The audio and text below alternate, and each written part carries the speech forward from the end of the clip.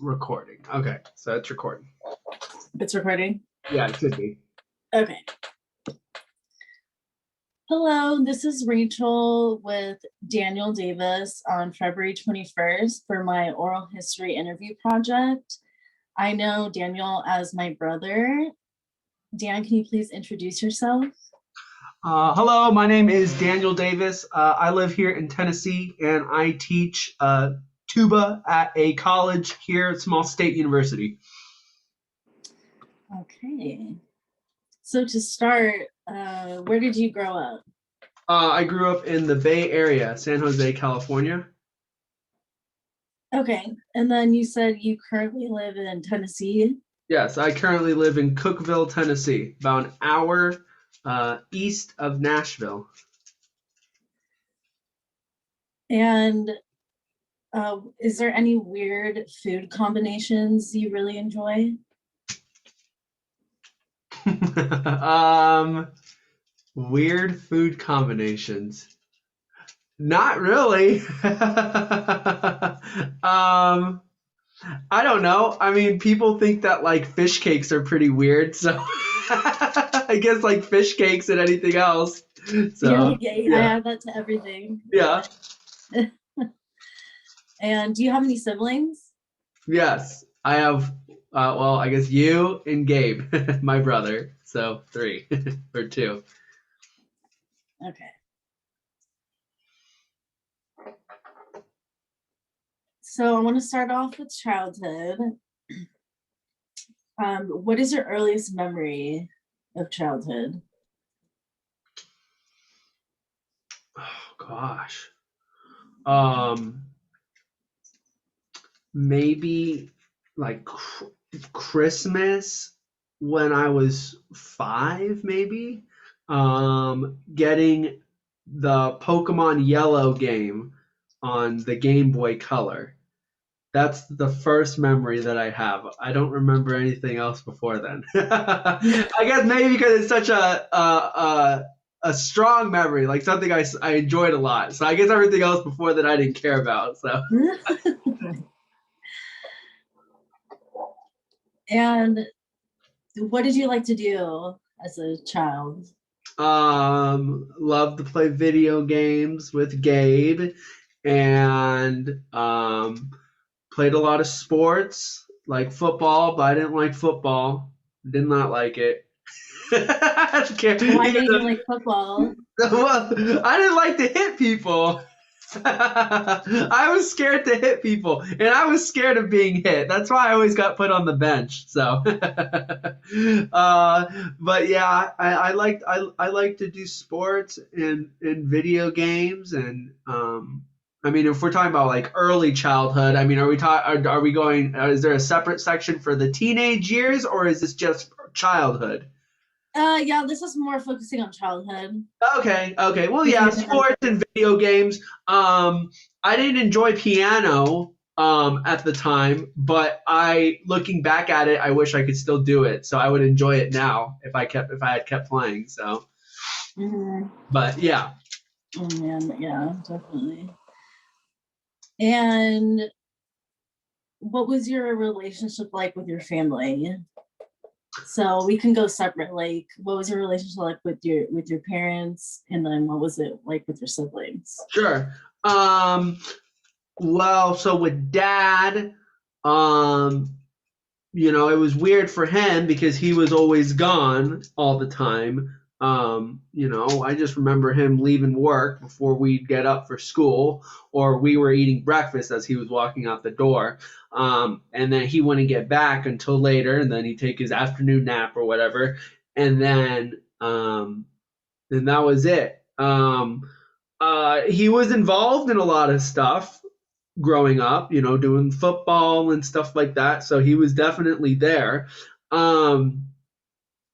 I guess I just had any sort of normal relationship with him. Honestly, I don't remember that much about any interactions I had with him in childhood. With Mom, Mom was always there. So it was that was a very passionate relationship.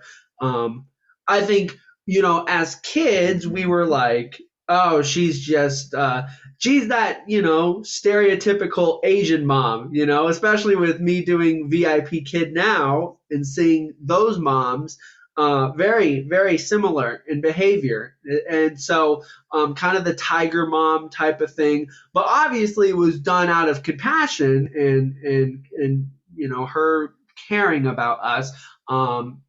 She always, um, was there to help us out and do things, take us places and stuff like that. So, in that retrospect, she was a very, very supportive mom in that sense. And so, I enjoyed her company. I don't, as a kid, you don't even think of your parents as friends. So, I don't remember any sort of friendly thing. I just remember her as the things that she did.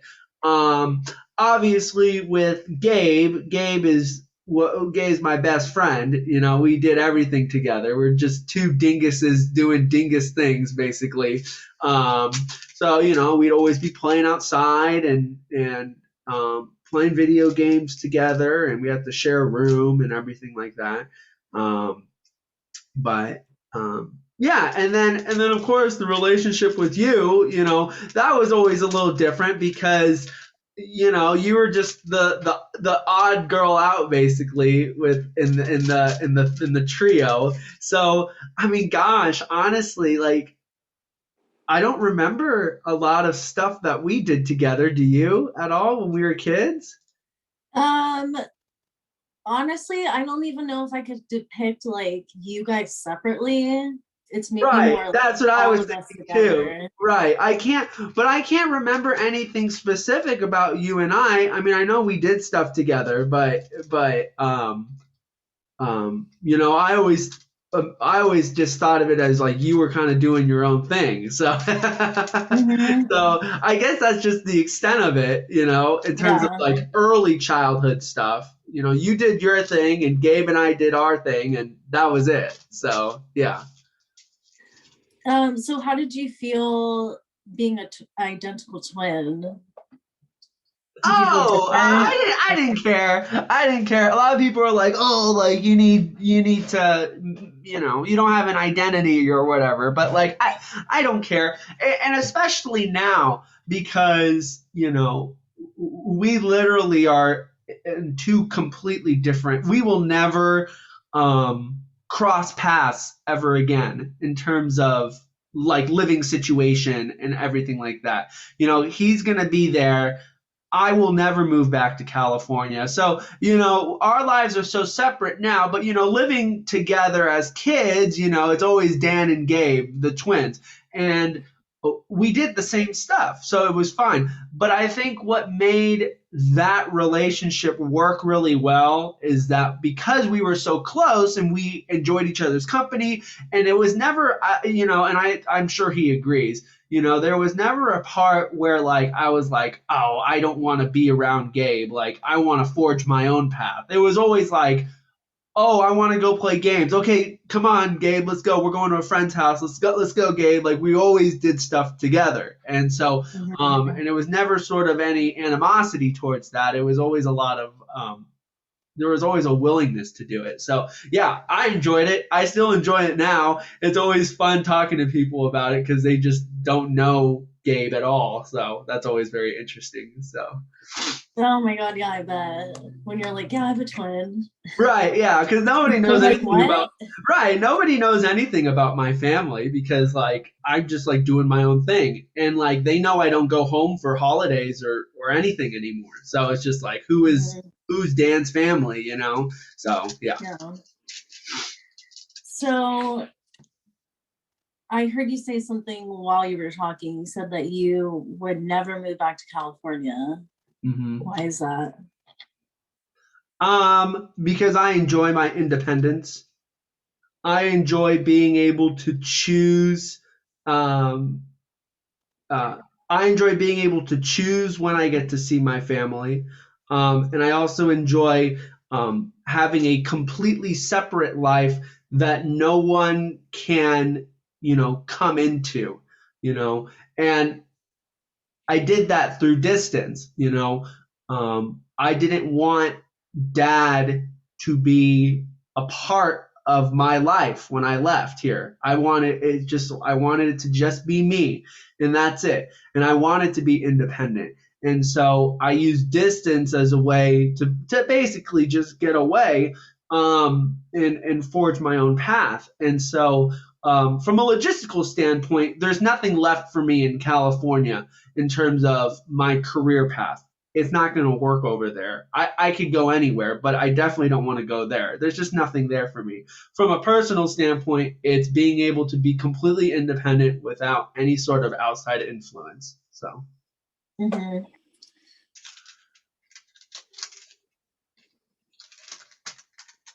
And then I was going back to also, you said that primarily mom took care of you when through childhood and dad worked all day. Mhm. Okay. Yeah. So can you describe any embarrassing moments in your teenage years?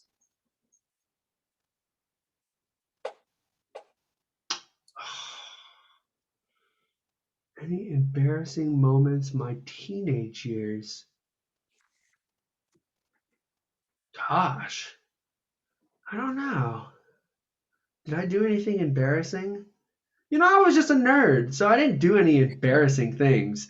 Um, well, okay.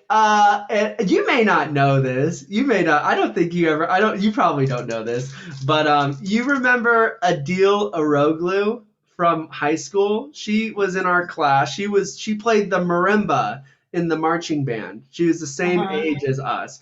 She was the one who I took to the homecoming dance or whatever the prom thingy. The Oh yeah, dance, yeah. the senior dance or whatever. Um, Hmm. we went on a date to Santa Cruz to the beach, my senior year. I don't know if you knew that, but when I did drum corps, basically, my that junior summer year when I did drum corps and I came back, that's when like puberty like really kicked in. So like I got like a ton of chest hair. And so I was super self-conscious about it because I was just like this like kid that was like, oh, I'm hairy. And so I went to the beach with this girl. I was like, oh my God, I can't do this. So I shaved off all my chest hair before I went to the beach, and I like got cuts all over myself because I like, was using this razor, and like it's like thick. And so yeah, super embarrassing when I had to take my shirt off, and I was like, at this point I was like this ripped six-pack like high school senior who just did a whole summer of working out. So like I wasn't self-conscious in that retrospect, but it was, I was just self-conscious about the hair. And looking back at it, it's so stupid now because I can't even like, why would I do that? And it felt awful too. But yeah, that was pretty embarrassing. That was pretty Oh my embarrassing. gosh, that's I so don't know if you funny. knew that, but I went on a date. No. Yeah. Oh, oh my god, that's so And then I did get in that car accident on near Christmas when I took a bunch of marching band kids to the Christmas in the Park in San Jose my senior year when I was dating Laura Bell, that sophomore girl, baritone player. Um, hmm and it was like seven of us in the car. I can't even remember if I had my license. I did have my license. Anyway, I sideswiped this car, and it was an illegal immigrant. And so, first car accident, freaking out, and the woman was freaking out too. So we exchanged information. I don't know if you know this, but the lady called, and dad was like, "No, I'm not gonna pay for any of this, and if you do, I'm just gonna report you to ICE." And so she never called again. I don't know if you What? I don't know if you knew that. Yeah, because she was illegal. He's like, no, I'm not paying. No way. Like, I'll just get you deported. Oh my gosh. Yeah, yeah. So And you that were was bad. driving? I was driving. And I was driving without my glasses. So, but I didn't know that I had the eye disease at the time. I just knew that I couldn't see. But I didn't like glasses. I wanted to be that kid, that cool kid without glasses. But, I can't see without them. So, now it's whatever. But, when you're a kid, you don't want to be four eyes or whatever. So, yeah. Yeah. Yeah. Oh So, my yeah, those are God. pretty embarrassing. There's two fun stories that you may not have known. Yeah. Oh my gosh. Um, would you, how would you describe your high school experience? Was It it was generally good. It was good? good. It was good. Yeah. I was the band nerd. I did marching band. I was okay at school. Um, but yeah, I was just the band nerd that just stayed out of trouble. I was just the kid who was just playing video games, doing band, and going home. And I was good. There's a reason why band is such a great track record of keeping kids on the straight and narrow, because you're so busy and you're in such a structured, that was what I needed in high school with everything that happened to us. I needed a place that would give me structure and guidelines and ways of how to behave. And band does that between coming together as a group to prepare the marching band show, to being a student leader and leading that group, being personally accountable. All those things were just fantastic on keeping myself in check in high school. So I really, that really helped me out. So I just did the typical band nerd thing, but I can't imagine what would have happened in my life if I did not do that. So yeah. Mhm.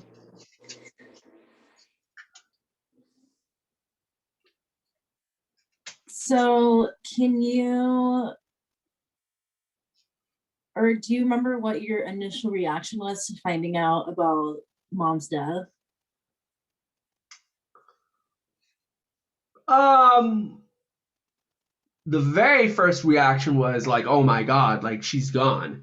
I just remember, we had that meeting at the school with the principals and stuff like that. And then uh, I went over to Susie's office, Susie Royer, and then, we talked for like a couple, like a minute. And then we went home. Then I went to the bathroom, and I was just like in there for an hour by myself, because there was no room to go to get any privacy except for the bathroom. Um, yeah, and then it was basic, and then that was the initial reaction, was just sadness, and then it was just denial for like 2 3 weeks, when everybody was bringing us food and all this attention was on us, and it was like, oh, like everybody cares about us, like, wow, this is so cool. And then the when they found the ashes, or they found the body, that was when the denial stopped, and then like the official grief hit in, because then it was like, okay, she's not coming back, we're all screwed, basically, was what I thought, because it was like, okay, now we're going from somebody who was holding the family together and an absent father. He was working, which is not his fault. I mean, shoot, he had to take care of 3 kids, he had to work all the time. But now we're going to a situation where it was like, okay, well, what do we do now? And so, yeah, I think it was trying to, accept that reality, and then accept the reality of, now we're completely independent. So, yeah. Hmm. And how old were you when she died? How old were we? 15? No. Yeah, Was it 15? Yeah, yeah. 15. It's almost 10 years, Mhm. right? 10 years in a month, right? Yeah, 10 years. Can you believe that? I know. That's nuts. I 10 know. years. I mean, it seems like, man, it really flew by. We're old as Um, dirt now. I know. How does it feel that it happened 10 years ago? I don't know. It's just, it seems like just yesterday. But 10 years is a long time. So, Yeah. you know, 10 years is a good marker to kind of reflect back, what would it have been like if she was still here, and she's looking at us right now. If she was alive and she was looking at us, like, how would she feel about where we are in our lives? Um, I always think that's just super interesting to think about because, when she passed away, I mean, one of the things she's like, go for your dreams, keep, you do what you want to do, and always work hard type of thing. And I think she knew, like, she was going to leave, and our lives were going to be completely crazy after that. And so I like to think, looking back at this 10-year mark, I like to think that she can look back, or she can look at us now and be like, they did pretty damn well for going through all that crap, especially, right when it happened, and then the 3 years after that before we all turned 18 and just hijacked it out of there, you know. Mhm. So, looking back, I'm sure she would be really proud, I think we've all done very well for ourselves. So, Yeah, I agree. Um, so can you kind of describe what was life like for you immediately after the suicide in terms of what was happening in the family and what you were doing? um, my personal life didn't change that much because I had band. So, my in terms of like my schedule and my accountability and everything like that, you go to you wake up, you go to school 7 to 3. I'm in marching band till 5:30. And then my weekends are with the marching band. So my schedule is jam packed, and I had Susie. Susie was the second mom. She really stepped up to the plate, and she made sure that I was being taken care of every day, whether making sure I had, food, clothes, I had somebody who cared for me. She showed me time and time again that, like, she was going to be there for me. And and we still talk to this day. I don't know, we're talking about the DMA stuff. If I end up going to Iowa, she lives 30 minutes away from the University of Iowa. She works at an elementary school there. She lives on a farm. Well, she's got a rental house in Des Moines, where the college is, where University of Iowa is. So if I end up going to Iowa, she's going to be my landlord. Like, I'm going to rent the house from her. We've already decided this. She's got a nice house, and she'd rent it for me for cheap. And so it's always funny, because I'm really blessed to have her in my life, because after I left LSU, or I left high school, and then I went to LSU, and then Susie's mom, Nancy, took care of me at LSU because Nancy lived in Baton Rouge, and so Nancy and I would get together, like, every maybe twice every 6 months or something like that, just to eat and talk about Susie and stuff. And I still talk to Nancy now. We still talk on Facebook and stuff. And Susie and I text each other probably, like, probably 3-4 times a year, just to check up on each other. And so it's a great friendship that we have now. Because of what she did as that motherly figure. Oh my God. Yes. All right. Come here. You want to say hello? Do you want Hi, to Jen. do a little dance for the interview? All right, take a seat. Take a seat. But yeah, no, she was great. My life didn't change that much, though, bringing it back to it. I was just so busy. So I'm really grateful about that. So between school and all that stuff and marching band and homework, it was just the same old for me. I know for you guys, it got pretty different. So yeah. Mhm.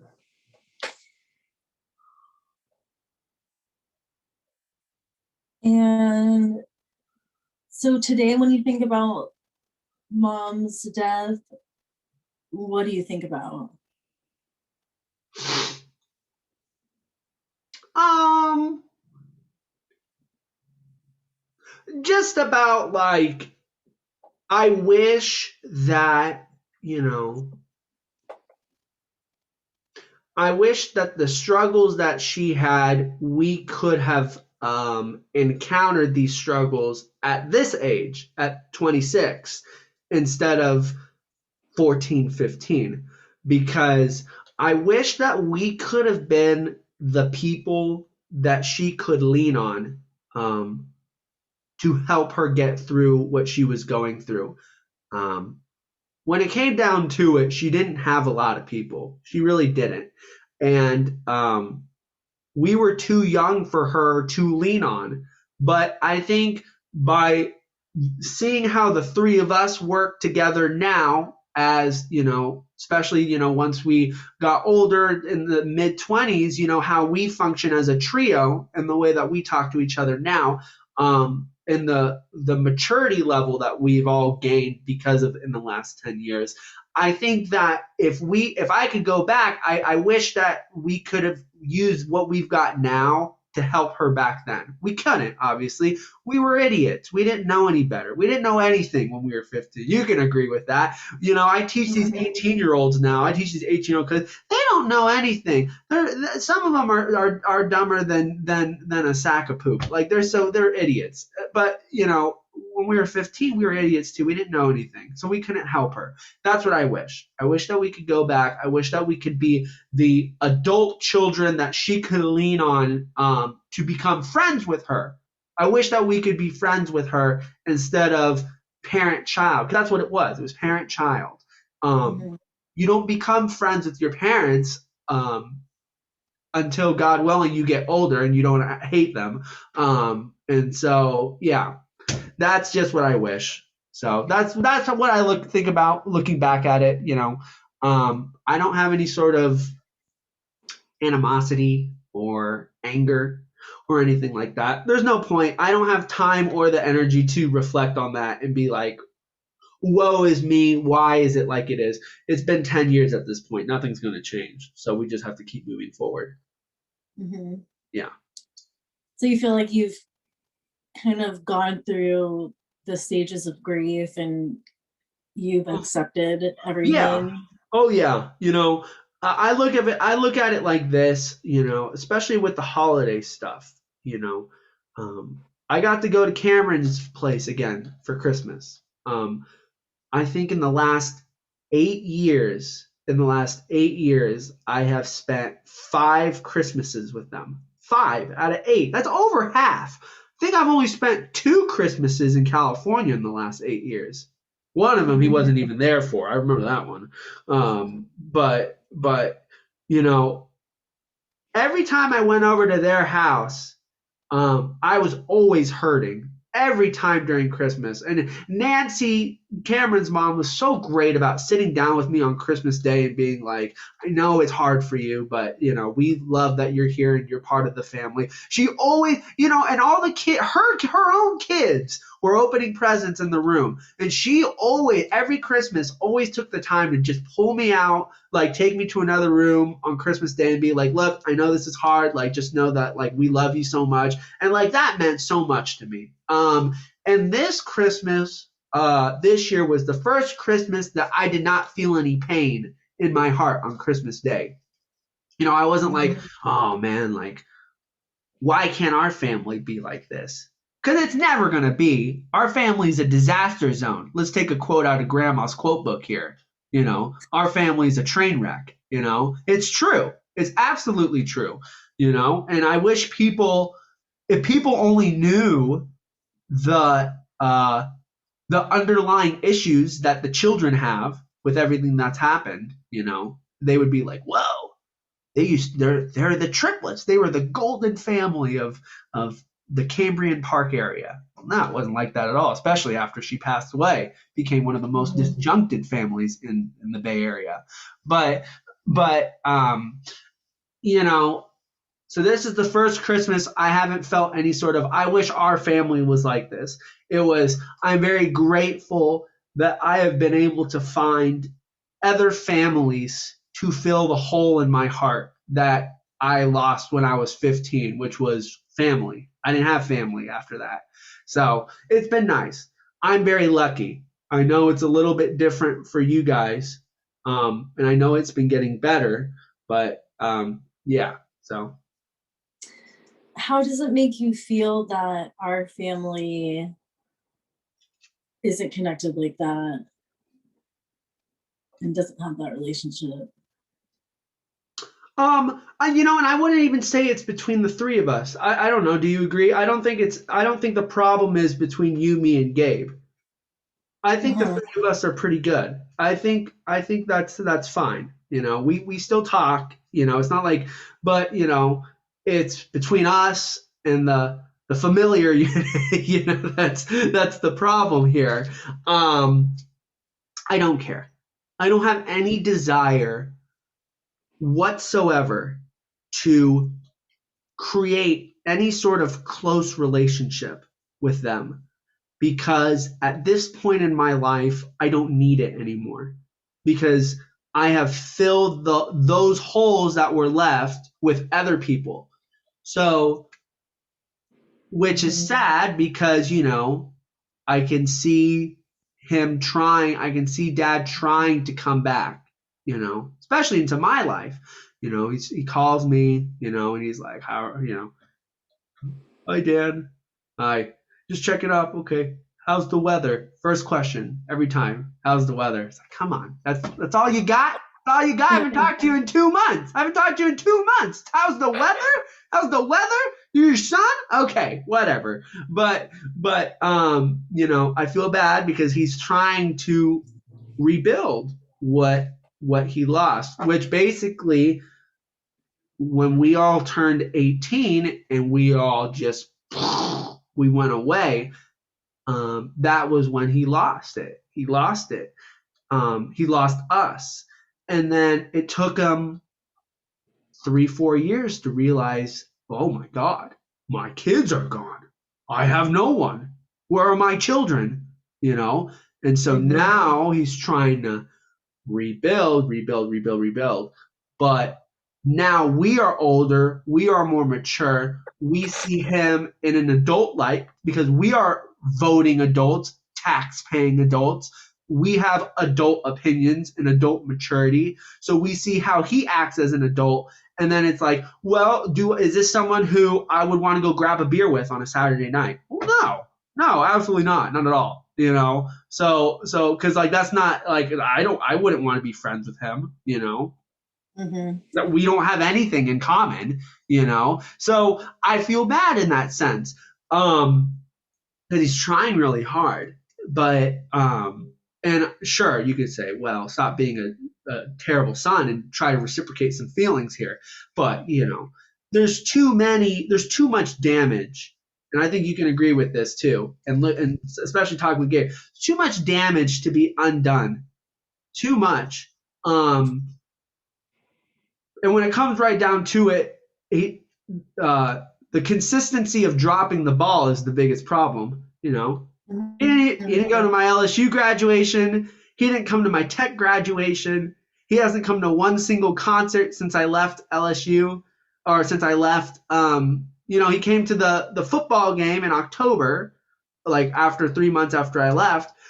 Nothing after that. He didn't come once. He hasn't came here to tech.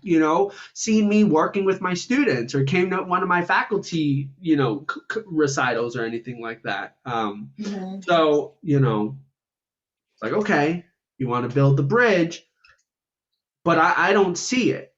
I don't see you making the extra effort. You've got the money to fly out here. You're retired. You've got a big RV. Why don't you come out here? I've told you I'm more than happy to host you in my house. Mhm. So, you know, it's a double-edged sword. Uh, he's trying to pull. Sometimes I feel like he'll try to pull a facade on me, but I can see right through it. You know, no, there's no reason to open my heart up if I know that I'm just going to be disappointed in the end anyway. So might as well just keep it at this neutral relationship, how it is. I don't expect to get anything out of that. Mhm. I will give him the courtesy of a phone call and a nice conversation, but I will not expect anything more than that because I know if I try to give more than that, I won't get it back. So there's that. Mhm. Yeah. Is there anything you think he could do to improve his situation with us? I don't know. I don't know. Because it's like an innate thing. You know, it's an innate thing. It's an innate thing to like go and do things for others, you know. Um, when I say, "Oh, I've got a concert coming up," uh, like on Facebook or something, or like on our phone calls. "Oh, I have a recital in a couple weeks or whatever." You know, it's not, you know, it shouldn't be a thing where it's like, okay, I will wait for Daniel to invite me. No, you should just go. Hey, oh, you do? Okay, I'm going to be right there. I'm going to do it. Hey, I graduate this spring. I'm done with school this spring. I graduate in May. Oh, okay, great job. Do you want to know when the date is so that you can come to the graduation? You know, it's Yeah. it's that type of stuff where it's like, okay, you know, and I see that a lot in the uh, his tendencies have rubbed off on me in a sense that this was a problem that I had with Lena in my relationship with her. You know, in terms of like um, me doing the extra effort type of stuff. So it's been a good reflector on me, but you know, on my personal accountability stuff. But you know, looking at our relationship with Dad, I just don't know. But I don't think any of us have really that kind of that willingness anymore. You know, Mhm. because our lives Yeah. are already set. We're doing our own stuff. You know, we just don't have we don't have the time or the energy to try to build something up right now. At least at this point, you know. Yeah. So. Mhm. Well, good thing you mentioned Lena because it's gonna segue Oh to my great! next Oh god! question. Let's here. I got my knife right here. Why don't you rip open more wounds? I know. Oh my God, That's right? fun. Um, so what did you like or love the most about your ex Ex fiance? fiance. She is a very caring person. She's a very kind person. Um, uh, I never saw her in all my interactions with her. She never did anything that made her come across as like a dick to anybody. She was very nice to people, very kind. Um, she never went out of her way to like berate people or anything like that. And a part of that was because she was so self conscious about herself and her flaws that she felt like she just didn't have any room to criticize other people, you know. But that was the best thing that I really liked about her was that she was super kind and super caring. So yeah.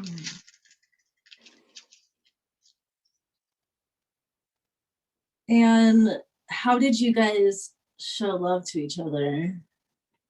Oh Like God. not like in a sexual way.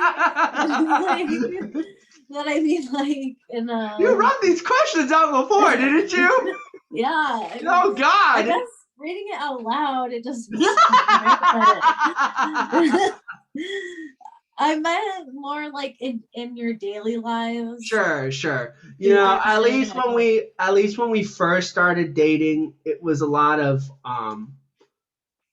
it was just, you know, it was the spending time with each other and just showing uh that we just really loved each other, whether it be, you know, through giving like a little kiss on the cheek, like walking by them while they're sitting on the couch, or you know, giving like a little hug or something like that, you know, mhm, stuff like that, you know, and then spending quality time together, you know, um that was just the best ways that we showed love to each other.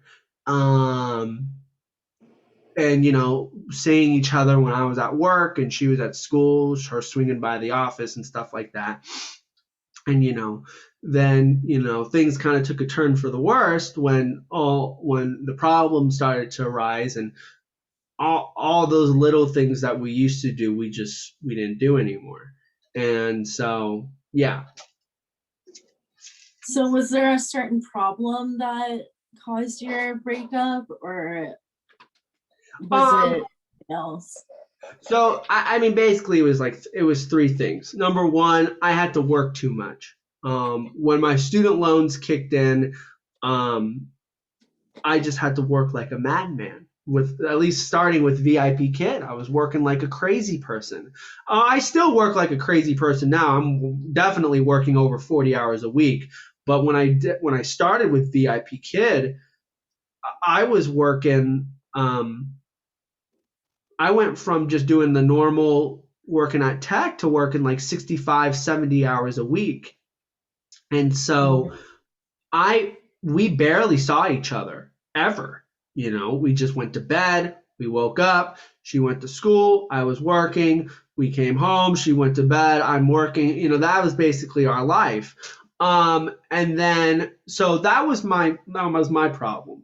I was working too much. And then because I was working so much, and then her thing was that she didn't have her life together. She was failing school. She didn't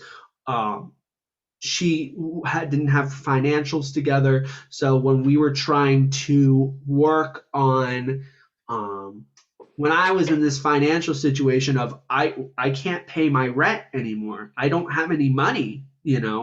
How are we going to pay for food? I was like, we got to do something, Lena. And she's like, okay, I'm going to work. I'm going to get a job. She had not been working at all since we had moved in together. At this point, we had been living with each other for a year and a half, and she had not been working at all. I was paying for the food and the extra food, the extra utilities, all the extra stuff that she had brought when she moved in with me. And then so I was working so much, and then she was coming home and saying, I'm failing school. I'm failing my major. I'm going to be in school for 7, 8 years. Also, I don't know if I have enough money to pay my side of the rent this month. It's like, she can't find a job. She found a job. She gets hurt on the job, and the place cuts her hours to 0 because she's hurt. She got hurt. They're paying for her medical problems now. So they're pissed at her. So this happened 2 or 3 times when she started working. And so this is a huge problem. And so, yeah, so I was so stressed out from working so much, and I was so tired, and I was so angry. And then she came with her problems to me. And what I really needed for her to do was to be the rock. She had all of her grades in check, on track to graduate. She was going to start her job, help me pay some bills a little bit, and I think it would have been okay. But it didn't happen like that. So I took it out on her, got very angry with her. I treated her very badly because of that. A lot of verbal abuse, no physical abuse or anything like that, but just a lot of verbal berating and stuff like that I very much regret.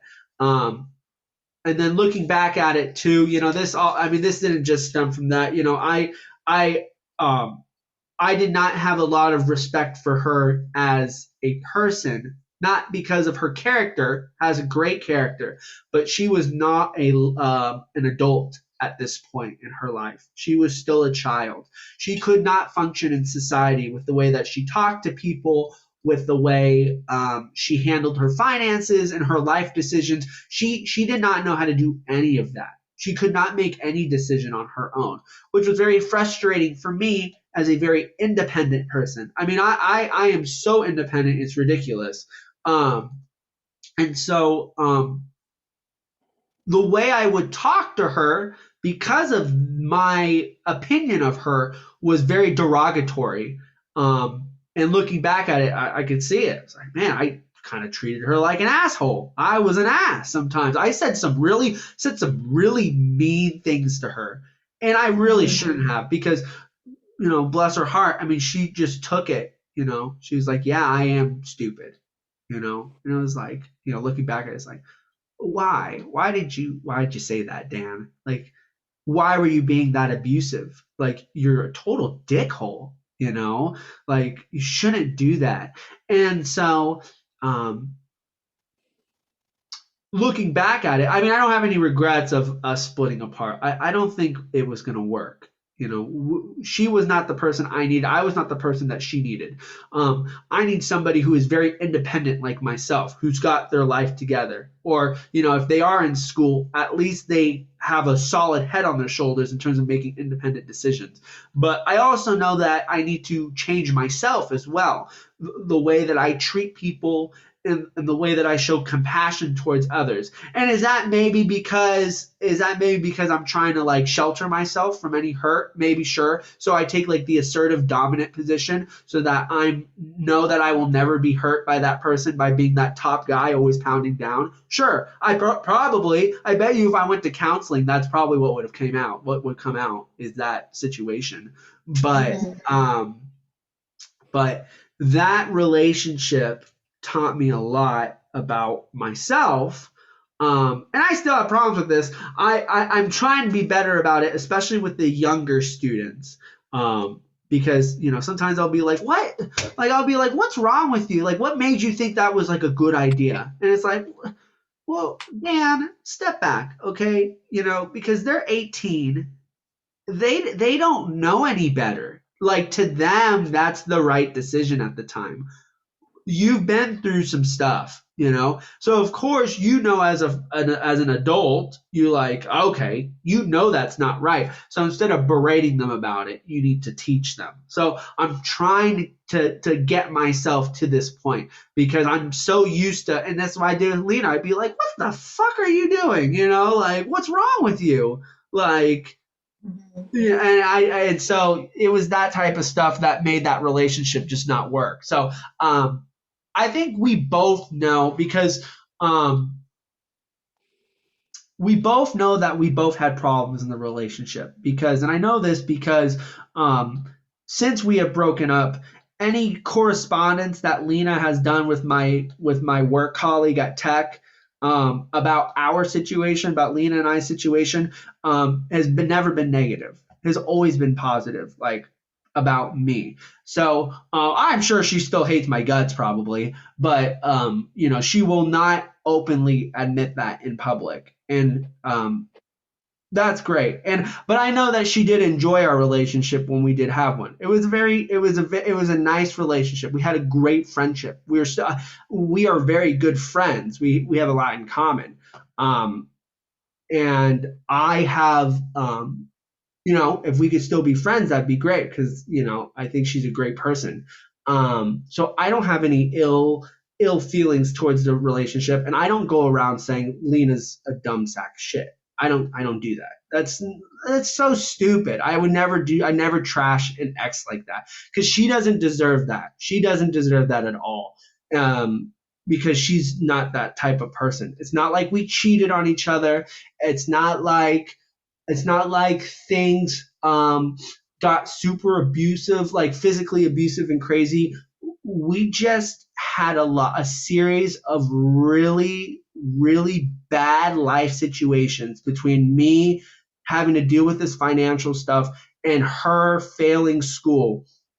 And those were the two catalysts that basically exploded our relationship and made this just go from basically it went from being like a beautiful honeymoon, no stress at all relationship. She was just starting school. I was just starting grad school. We had no concerns in the world. And then real life hit and it didn't work, which is what happens with everybody. That's basically how 50% end up in divorce anyway, because when things go wrong, like real life stuff happens, yeah, then you realize, hey, this is not the life person that I can work it out with. So yeah, I kind of went off track there because now I'm going into another question. So okay, good. Because I'm going into a counseling session now. But I don't hold I'm very much enjoying being single. I'm enjoying the chance to just do my own thing.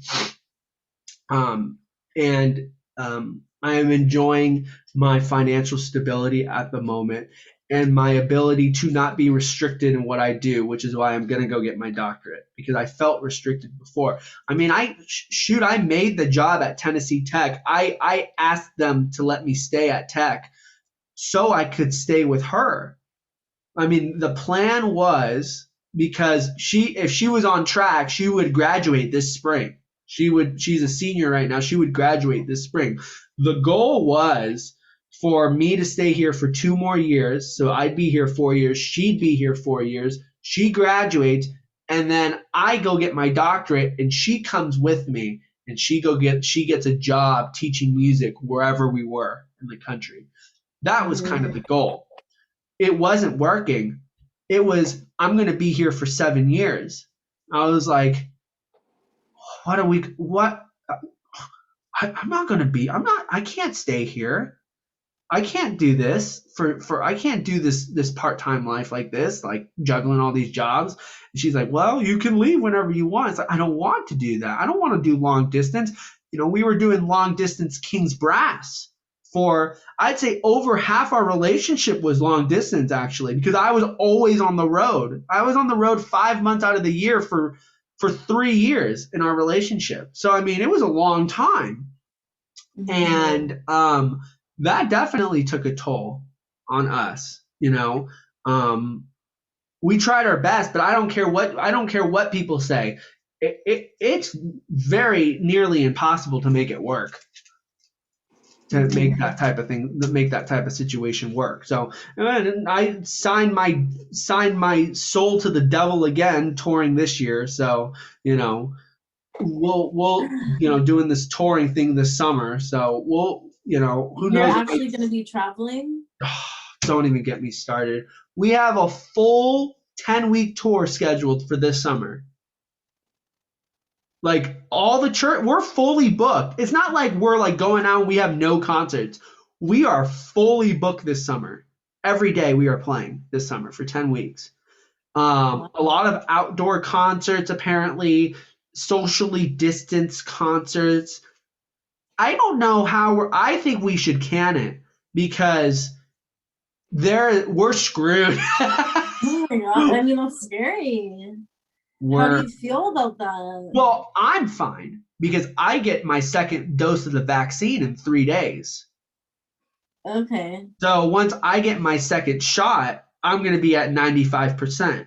And in terms of the severity, I will not get any sort of severe reaction if I get COVID. If I do get COVID, I can still get it, but I won't have a severe reaction to it. So I'll be fine, in terms of like the side effects that will happen to my body. Like, I won't get any sort of like lung scarring, I don't think, or anything like that. That's problems with musicians. I am worried about the other people who will not have the vaccine by the time we tour. I would not tour if I did not have the vaccine. But I'm worried about our are you going to be coming here at all? Yeah, Christmas time. We'll be at Mount Hermon. We'll be at Holy Cross. We'll be at Holy Cross in December. Oh, great! I'm going to be driving. Yeah. And by December, it's fine. Everybody, we will have herd immunity by December. I know that for a fact. We will have herd immunity. We will not have herd immunity this summer. There is too many risks to tour this summer. So I don't know why we're doing it. I think it's like, okay, can the summer. Let's can it. Let's just do Christmas. We'll be safe during Christmas. But no, he wants to go out this summer. So I needed to sign it, because I still plan on doing it for the next several years. So, I don't want to, give that spot up or anything like that. So, yeah. Right. Yeah. So,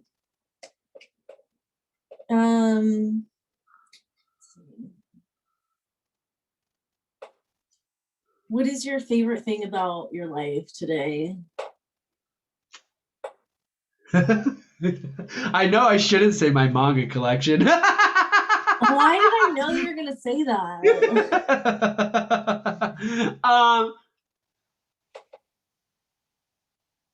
Honestly, I'll be dead. I'll be dead honest with you. Yeah, it's my manga collection. Seriously, I enjoy being able to sit down and read every day and have fun reading Mhm. and watching anime.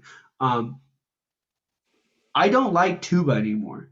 I don't. It's too late for me to change, but I don't like Tuba anymore. I don't like to practice. Um, I don't like to do anything with Tuba anymore. Which is like really shocking because like I was like a Yeah, why? What?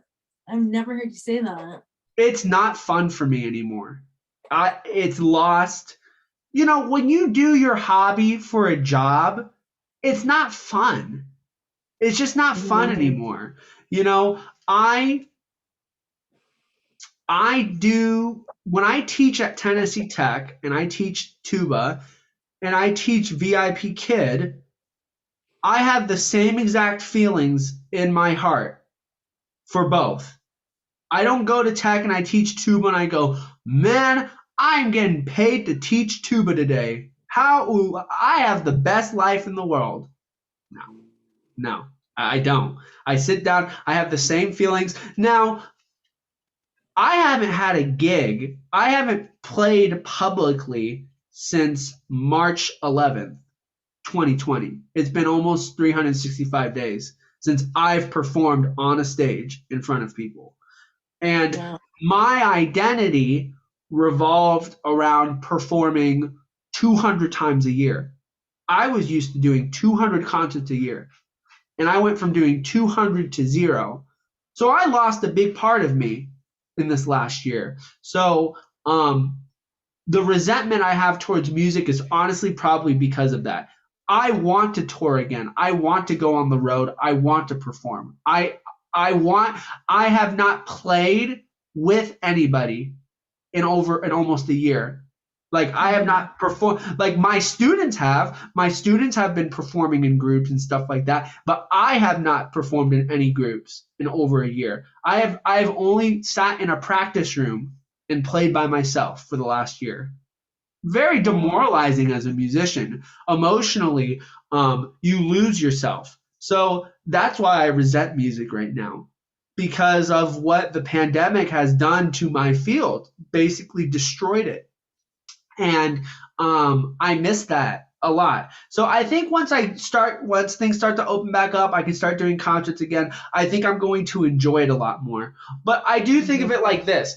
Uh, the hobby is not a hobby anymore. It's a job. Once it becomes a job, I don't care who you ask. It just doesn't become as fun as it used to anymore. It's not as fun. Mhm. I know um, if I had like a career making YouTube videos or say something like that, I don't know if sitting in front of a computer editing like high quality videos 8 hours a day, 40 hours a week, I'd probably hate it after a while, to be honest with you. That's why I only Mhm. make videos when I want to make videos. I talk about manga when I want to talk about manga because that's it's my hobby. It's when I want to do it. I read when I want to read, type of thing. With tuba, it's like, well, I don't care how you feel today. You got to go practice. You got to go to work. You got to go teach. So yeah, tuba's not as fun anymore, and Mhm. it's shocking. It's really shocking. If you ask little sixth grade Dan, I mean, you remember when I'd be practicing all the time when I was a kid playing tuba, and Mhm. if you said to the little sixth grade Dan, you were going to make a living playing the tuba and teaching college tuba, I would have shit my pants as a sixth grade. I would have been like, oh my goodness, are you kidding me? I just can't wait to be an adult. And now I'm here, and it's like it's not what I want. It's just a job. It's just a job. That's all it is. Um, I have other things that I enjoy in life. Um, I much rather feel better about having financial security than having a job that I like. And people are like, "Oh, like you need to. It doesn't matter how much money you make. You just need to do a job that you like." No, I don't agree with that, especially now. Like I thought when I was 22, I would have been like that. But now as a 26-year-old, I will trade the best if I have a performance job playing full time, but I make $10,000, $15,000 a year. No, stupid. That's stupid.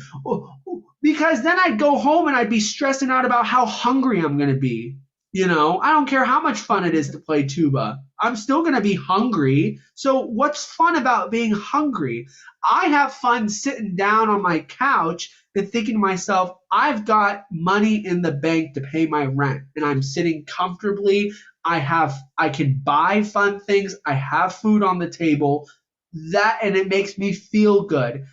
The job is secondary. The job is what makes the money for me. So, yeah. Job's a mean to the ends. It's not about how much fun you have. Okay, one last final question. What would you like to accomplish in the future?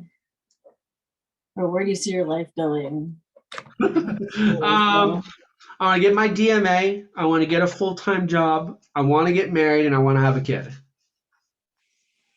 Because by the time, at least at this point, by the time I have a kid, your kids are going to be in college already. All right. So I am falling behind drastically here.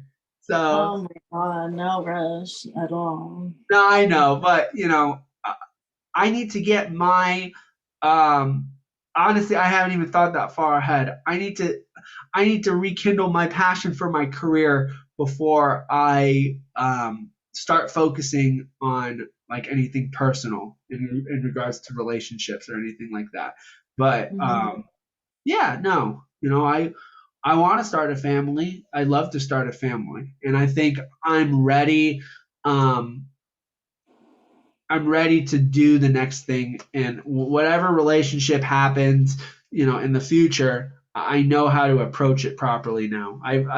I've always struck out with that stuff because I've just been inexperienced. So, I think I finally figured it out. You're like, yeah, now I have, I've got enough heartbreak that I can figure it out now. So, and I still got Fatty over there. So, I can't believe he's still kicking, but he's at least gonna be alive for another 10 years, even though he's got none of his shots. He's obese as hell. He's behind he hasn't had a checkup in forever. I don't know how in the world this cat is still alive and healthy. He is so healthy. I don't understand how he's so healthy. Like, it makes no sense to me. Like, I just, it's like he's going to live forever, and I'm just waiting for him to kick the can. Oh my God. So, that will end the interview. All right. You can stop recording. Okay, let me stop this here.